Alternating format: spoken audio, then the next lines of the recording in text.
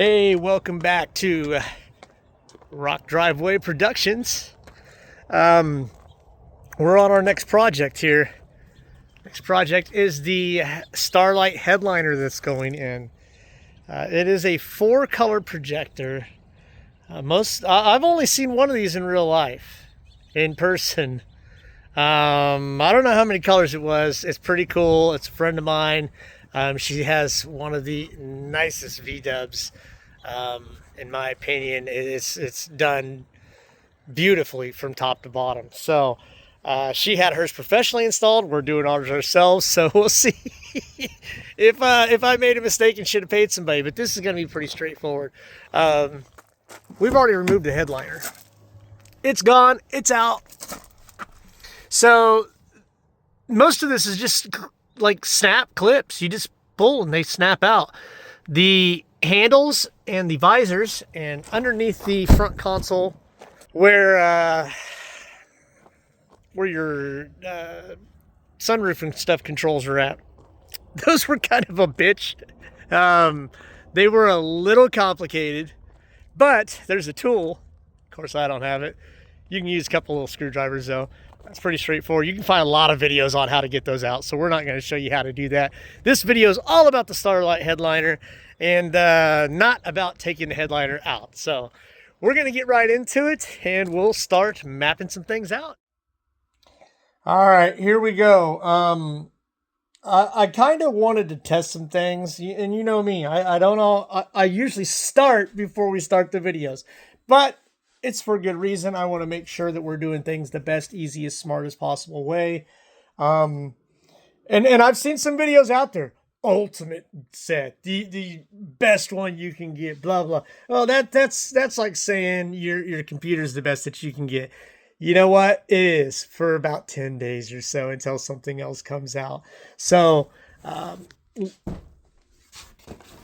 we are using, and it's funny, you don't see any names on any of this stuff. We're using a set we bought from Amazon. I will share a link in there for it, but it is a 4 projector, so you can roll 4 separate colors at a time, and then you have a cluster of 12 shooting stars. Each one of these holds 20 fibers. Oh, but the way we did gridding it out is really simple. Just draw a line down the middle and then section the thing off into equal sections. This is a section, that's a section. Do the math. You got 1,000 stars and you got 12 sections. That's 83.33333, and then so it goes on and on and on per section. So we put 83 stars per section. Obviously, the purple dots are the stars. These were my shooting stars, and we'll talk about that in a minute, but we're going to ignore that right now. You make sure that don't skip these. Put some down through these. You see, I've got dots on these things. If you skip this, first of all, you don't want to pull this off, but if you skip this, you're going to have a big blank space in your sky now. So they go everywhere. And I mean everywhere. We're talking through the metal framing, through plastic, through foam, through all of it. I've got them, they'll be wrapping around coming into here. So you want to cover all of this bad boy. Now let's face it, these are big. These are small, right? So I don't want to cluster 83 into a space that's half the size because it's going to look crowded and weird. Now, these are where my sun visors are at. 99% of the time, my visors are down and flipped up against the windshield. So, yes, I put them up here. I want to see them. I want them everywhere. Again, I do not want blank spots. You can see the black dots in here. They go everywhere. And, yes, they're going to go through here and through the bottom. They're going to be going down into everything. So, you want them everywhere. It's like the night sky. And I get most people live in the city. You don't know what the night sky really looks like. It looks like just a blanket of stars. I don't know how to explain it. Go Google it online and you'll see. So you want even, but you don't want them all evenly spaced out because that looks like a pattern. So you want to come in and you want to put little clusters of them here and there. You want to put little blobs of them in there. And oh, yes, that's something we're doing. And there are blank spaces in the sky. So you want to leave some of those in there. Little patches here and there. No pattern is what you're looking for. You see clusters.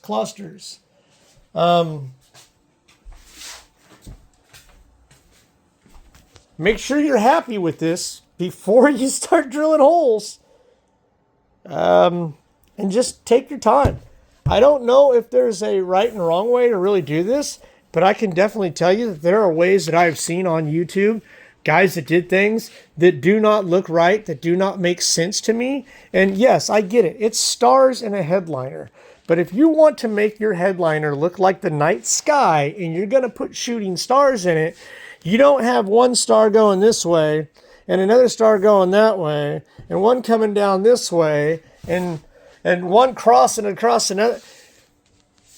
Weirdest thing I've ever seen. Overall, his headliner looked amazing. It was beautiful. Man, that kid did a great job. But when it came to the understanding of a meteor shower, you can tell he lived in the city and he's never seen one. I want mine to look accurate to the Perseids meteor shower or any of those that you can think of, the big ones. And they'll always tell you, it's coming out of the northwest corner of the sky around this time, and it'll be blah, blah, blah. So, and this is what it is when you're looking at it. And they literally are. They all come out of one area as the Earth is rotating through that path.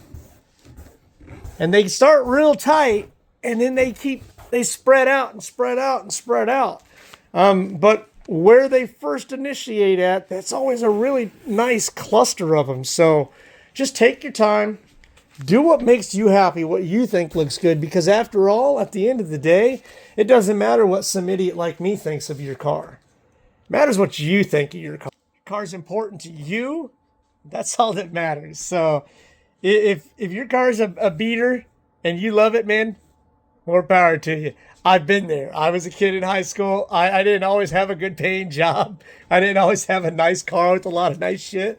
So I was proud of what I had. But other than that, we're going to get into this. We'll go over the shooting stars in full detail. And I mean full detail at a later time because I set these up, but we're going to put a piece of masking tape over all of these lines. They've all got to come out because my understanding of how this worked wasn't exactly how it worked. And there's two different ways that you can run your stars. We'll go over that again in full detail and depth because that was the hardest part of figuring all of this out. And nobody, except for one person, and again, the kid that put his stuff in all these different directions, he's talking all these numbers, but he doesn't give you an explanation. He paints this picture, but you can't see the forest through the trees. So we're going to break down the math and the exact technical details on the two different ways that you can do it. But other than that, we're going to get into some of our time-lapse stuff. You'll see that it starts and stops and that I kind of shift gears. And again, that's me just trying to make sure that we do everything the smartest, best way possible. And if we're going to make a tutorial, we want to give you the best information as well. So let's dive into it.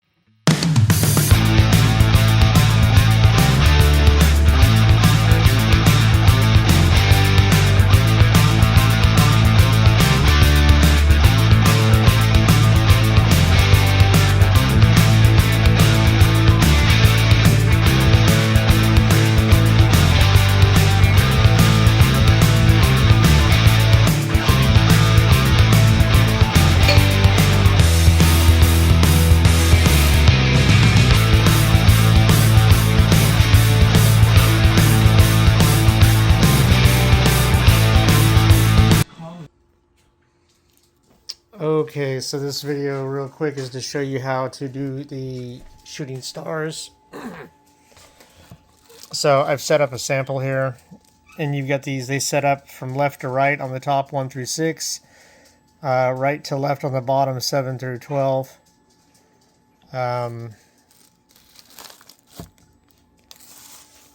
So you have 12 of these, and there's 20 per bundle, so that's 240. So you can set these up. You take 5 from each one. So the first 5 are off from port 1. The next 5 are port 2. The next 5 are port 3. So when they fire in sequence, as you can see, and I've got them set on medium speed right now. And that's how you set up. So you can run them as long or short as you want. You can run them in little tiny ones, or you can run them out into 60, 70 of these long. You space them out 1 centimeter apart. They tell you 10 millimeters. 10 millimeters is 1 centimeter. So just when you lay it out, and these are my old lines. So before I change things, so we are going to change it, and we'll cover that.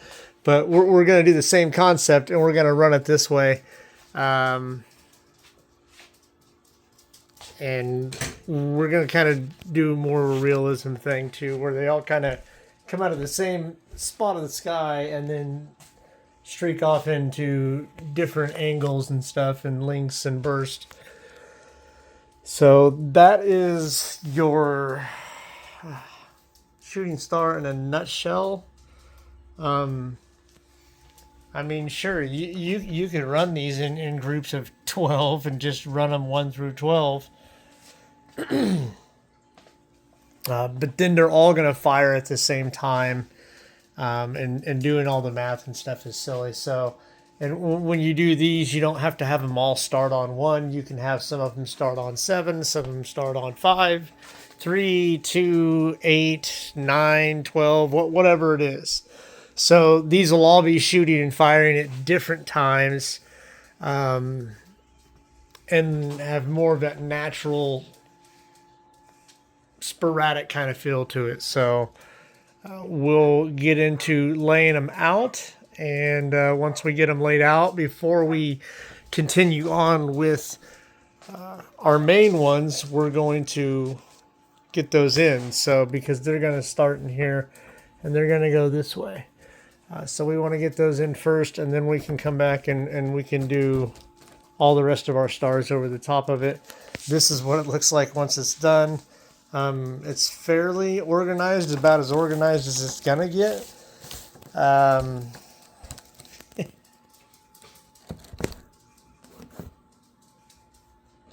then we cut off the excess underneath of it, because we don't need all that stuff dragging around while we're trying to get it in the car and everything else. So, but yep, that's how it's going. Okay, we wanted to go into kind of a detailed description of what we're doing with the shooting stars aspect of it. So like I told you, you have 12 groups of 20, 240 of them. So I laid out my stars, and this is starting back at the back passenger corner, and they're going out from there. So I've got my longest one right here is a 50 star run. So it's going to start and it's going to run real far. So basically you're gonna lay them all out and count them as you go, and keep track so that you know when you're at where you're at and what you can fit where. Again, I've always liked astronomy. I've had several really nice telescopes. So I wanted to mimic something you'd see with the Perseid meteor shower, or any of those big clusters where they come out of one corner, northwest part of the sky, whatever it is. And that's where they kind of start streaking out from, and they keep going and building from there. So I thought that'd be the kind of coolest thing. So once you get them laid out, I went through and I made little brackets so that we know, what each sequence number each one is firing off from. So first group, you'll take 5 from it, and it goes to 1. We've labeled it so we know later which one plugs into which deal. So this one will plug into 1. So when one fires, all of the ones will fire. There's a one, there's a one, there's one, there's one. So there's going to be, with what I've got, I ran through the cycle 4 times for mine. And I tried to break them up to where they're going to fire differently. So some of them are going to fire, one stream is actually going to be 2 different stars. So for instance, 1 through 10, that leaves 11 and 12 left on that sequence before it breaks, before it runs to the next sequence.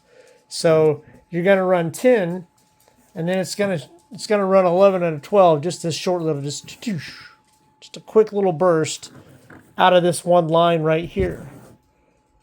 And then when the 5 and 6 and 7, that one's going to fire. So when that stream is firing on 5, 6, and 7, these are firing on 5, 6, and 7, just like that 6 and 7 is going. And again, here's another one. That 12 is just a single burst, just a blip. I mean, it's just a blip. So we broke some of this up. So yeah, we have what? 1, 2, 4, 6, 8. We have 10 lines, but we have them broke up into more than 10 actual stars. So that's kind of how you do that, to make it the easiest way. And then you know exactly where your numbers are at. You don't have to sit around and do all this crazy complicated math. You just, you know, you got 240, bracketed them off, start counting through them, and just keep rolling through until you got it done. So we'll continue on. We're going to get those laid down. And then we're going to break into the next section of stars that we're going to go in around that. And my wife is just about done with this panel over here. And we'll hopefully have this done sometime before the new year.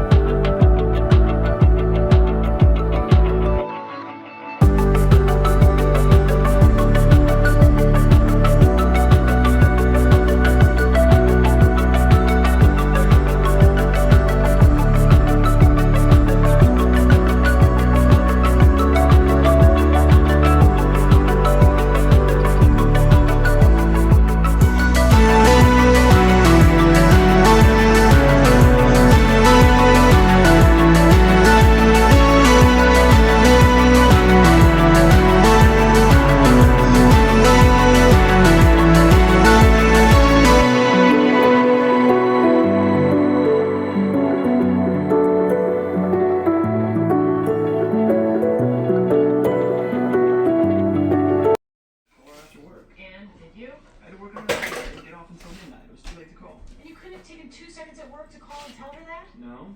Really? Do you have any breaks? Do you get food, water? Should I get Michael Moore on the phone? I got a motion box. Nice talking to you. See, I knew once my mom found out they was part of the cooking trio, it was only a matter of time before she booked them to play with the prayer meeting. It's perfect. Now your mom's gonna get to know the whole thing. Alright. So basically where we're at now, you know, we've had all the shooting stars done. We had 12 squares when we gridded this off. We marked all of our holes. All the holes have been hit. Now, these front 6 squares are not the same square inches as the back 6 squares. And if you remember, we had these numbers we had leftovers. So between the leftovers, ironically enough, we have 120. We have 12 grids, so we're going to go in and we're going to add 10 fibers to each grid. Now, whether we space them out or no. All right. We didn't really do a video because it's just so much. It's not a lot of room. So putting the headliners back in is one thing. Obviously, we've got a lot of these to contend with. But here's what we're doing. So you can see we've already got the paneling back in here. This dang sun. Let's close this. Let's close this. All right, let's go around this way and see if that's any better. Better than all the fibers. So we've got all of our paneling reinstalled. And it's going to come out over here. So we don't want all that showing. What we're going to end up doing is we're going to end up wrapping this. And we'll probably end up building a false door set over this area, and so that it encapsulates everything. But as you can see, we're all back in. So no, battery's unhooked, so gotta hook that back up. We're gonna finish buttoning things up as far as putting our sub and stuff back in. We got to get all that stuff back in there and get that back together. Get some more trim pieces back in. We've got to get the driver's side put together. The passenger side is all done. And then we've got our handles on the driver's side to do still too. But this is going to go pretty quick. We're going to get it powered up. We're going to get our unit set up. And we're going to get it turned on. And then we're going to just start clipping wires 1,240 times, just little fibers, and we'll see what this turns out to look like. We'll probably have to get some finished video shots for the end of this at night, because obviously it's a very bright sunshiny day here in South Central Kansas. But here we go.